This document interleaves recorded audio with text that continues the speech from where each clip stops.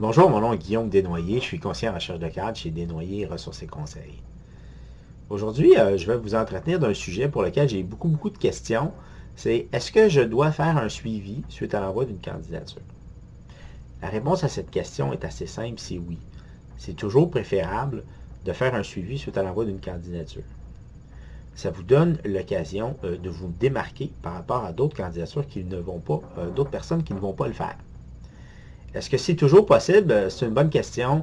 Dans certains cas, vous allez avoir un peu plus de difficultés, surtout si vous avez envoyé votre CV à travers des solutions technologiques qui sont un peu opaques et qui ne vous donnent pas d'informations à qui votre curriculum vitae est envoyé. Raison de plus pour vous assurer qu'il y a vraiment des gens à l'autre bout qui ont reçu votre candidature. Ceci étant dit, certaines organisations, de façon systématique, vont vous répondre que seules les personnes vues en entrevue seront contactées. À ce moment-là, effectivement, vous n'aurez pas beaucoup de succès.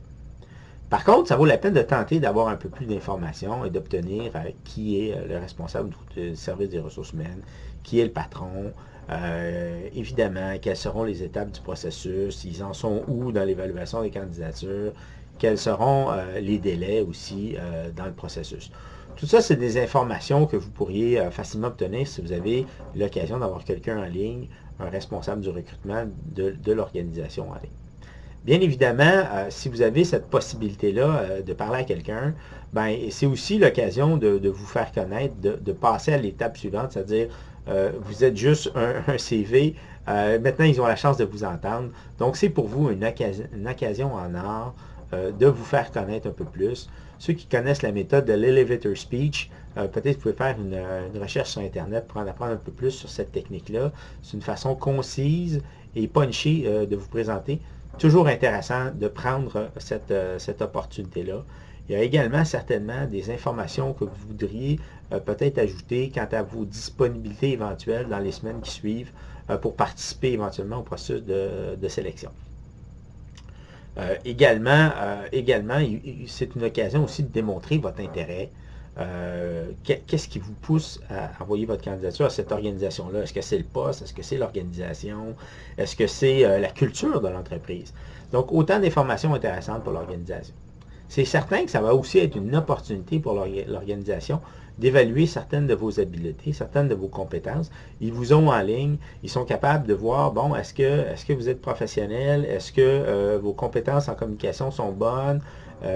Ça sera certainement des points sur lesquels eux n'hésiteront pas à prendre des notes, surtout si ces compétences-là sont importantes dans le processus de sélection actuel. Donc, bien évidemment, ça suppose que vous faudra vous préparer adéquatement pour ces conversations-là, bien qu'elles risquent d'être très brèves et que c'est normal qu'elles le soient.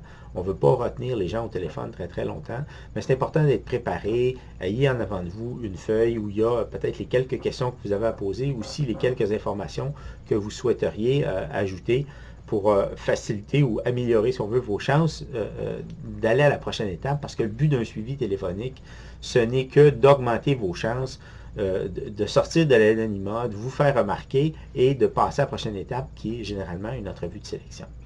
Bien évidemment, on parle de suivi téléphonique. Ça va être très important de le faire de façon concise et aussi de ne pas trop appuyer. Si après un ou deux messages, vous n'avez pas de réponse de la part de l'organisation, ben, je pense qu'il faut peut-être en rester là. Votre premier message peut être un peu concis, le deuxième un petit peu plus détaillé, mais malheureusement, dans certains cas, vous n'obtiendrez pas beaucoup de succès. Donc, important de le faire, c'est important de bien le faire parce que c'est non seulement une opportunité pour vous de vous faire connaître, mais c'est aussi une opportunité pour l'organisation de prendre une décision par rapport à votre dossier. Est-ce qu'on va vous voir ou non à la prochaine étape? C'est pas facile pour tout le monde de faire ce genre de suivi-là. Moi, je vous suggère de vous pratiquer à le faire. C'est certain là, que si vous pensez que ça va vraiment être catastrophique, et à ce moment-là, peut-être il vaut mieux vous abstenir, mais moi je pense que la pratique, généralement, réussit à améliorer les choses. Puis on va aussi peut-être être un peu indulgent vis-à-vis du résultat. Évidemment, je pense que les gens en ressources humaines, moi le premier, on est habitué que des fois les gens nous contactent, sont un petit peu nerveux au bout du fil. Il n'y a pas de problème avec ça. Je pense que ça passe quand même bien la rampe. En espérant que ça répond à l'ensemble des questions que j'ai sur ce sujet-là, n'hésitez pas à faire un suivi. Je pense que c'est positif. Ça va vous aider peut-être à vous démarquer. Et dans les prochaines capsules, on va traiter du même sujet, mais dans un contexte où vous ne répondez pas à un affichage de poste, mais vous faites une candidature spontanée. Donc, en espérant que ça a répondu à vos questions, au plaisir de vous voir bientôt. Merci.